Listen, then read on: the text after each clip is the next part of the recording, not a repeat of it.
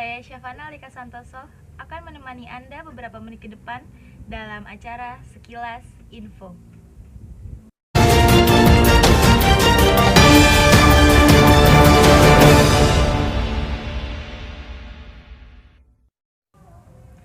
Kasus COVID-19 yang terus bertambah menyebabkan terganggunya aktivitas warga Indonesia, salah satunya aktivitas belajar.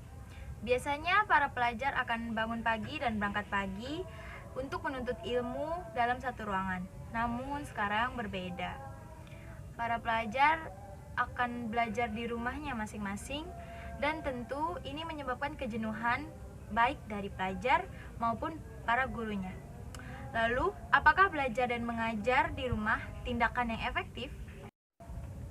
Jika dilihat dari sisi positifnya, kita bisa tahu bahwa belajar dan mengajar daring ini bisa mengurangi penyebaran virus COVID-19. Hal ini dikarenakan berkurangnya aktivitas di dalam satu ruangan yang dapat menyebabkan virus ini menyebar.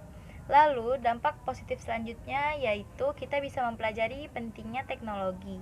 Karena saat daring, kita dituntut untuk bisa mempelajari teknologi agar dapat mengikuti daring dengan baik.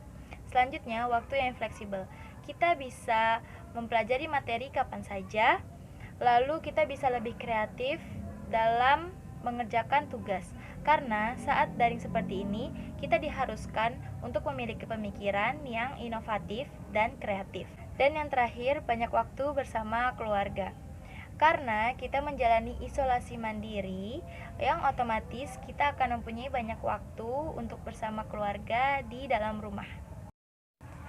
Dari sisi positif tersebut, tentu ada juga sisi negatifnya. Sisi negatif yang pertama yaitu kurang mengasah otak. Dikarenakan jam pembelajaran yang semakin sedikit, otomatis berkurangnya kemampuan dalam belajar. Lalu selanjutnya yaitu menumpuknya tugas.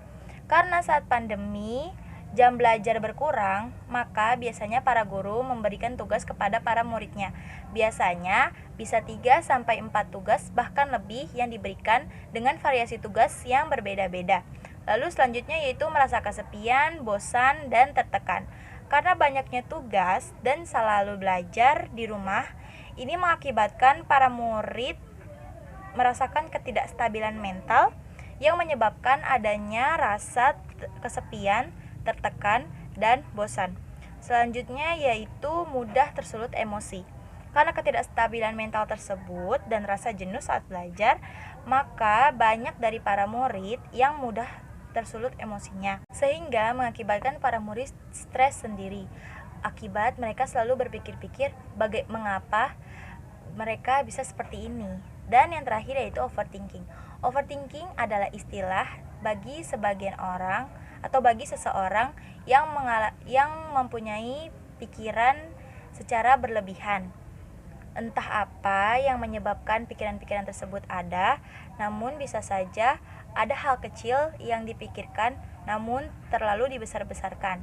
Akibatnya, ia bisa stres sendiri dan bisa menangis ketika malam hari. Demikian berita yang saya sampaikan. Saya Syafana Alika Santoso, pamit undur diri. Selamat siang dan sampai jumpa.